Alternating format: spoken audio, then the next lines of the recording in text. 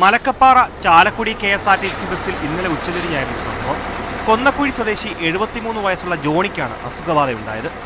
കൊന്നക്കുഴിക്ക് സമീപം ചാട്ടക്കല്ല് സ്റ്റോപ്പിൽ നിന്ന് 4 മണിയോടെയാണ് ജോണിയും ഭാര്യയും ബസ്സിൽ കയറിയത്. 5 മിനിറ്റിനകം ജോണിക്ക് അവശത അനുഭവപ്പെട്ടു തുടങ്ങി. അധികം വൈകാതെ ജോണിയുടെ കൈ മരവിക്കുകയും വായ് ഒരു വശത്തേക്ക് കോടുകയും ചെയ്തു. സംഭവം ശ്രദ്ധയിൽപ്പെട്ട കണ്ടക്ടർ ഷാജൻ ഉടൻ CPR നൽകി. പിന്നാലെ പ്രദേശത്തെ പ്രാഥമികാരോഗ്യ കേന്ദ്രത്തിലെ ജോലി കഴിഞ്ഞ് മടങ്ങിപ്പോകുന്ന ബസ്സിലെ യാത്രക്കാരായ 2 നഴ്സുമാരും ജോണിക്ക് CPR നൽകി. ഇതിനിടെ ആംബുലൻസിനെ ബന്ധപ്പെടാൻ ശ്രമിച്ചെങ്കിലും ലഭിക്കാതെ വന്നതോടെ ബസ് അതിവേഗത്തിൽ 15 കിലോമീറ്റർ അപ്പുറത്തുള്ള ചാലക്കുടി സെന്റ് ജെയിംസ് ആശുപത്രി ലക്ഷ്യമാക്കി പാഞ്ഞു.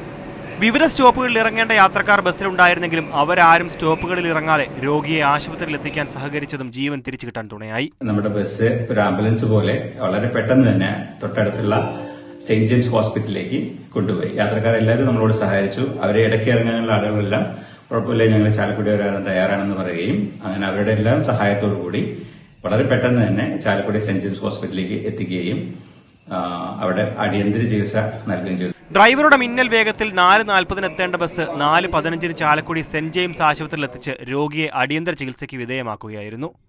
ജീവനക്കാരുടെയും യാത്രക്കാരുടെയും സമയോചിത ഇടപെടൽ മൂലം വയോധികൻ ആരോഗ്യത്തോടെ വീട്ടിലേക്ക് മടങ്ങിയതായി ആശുപത്രി അധികൃതർ അറിയിച്ചു.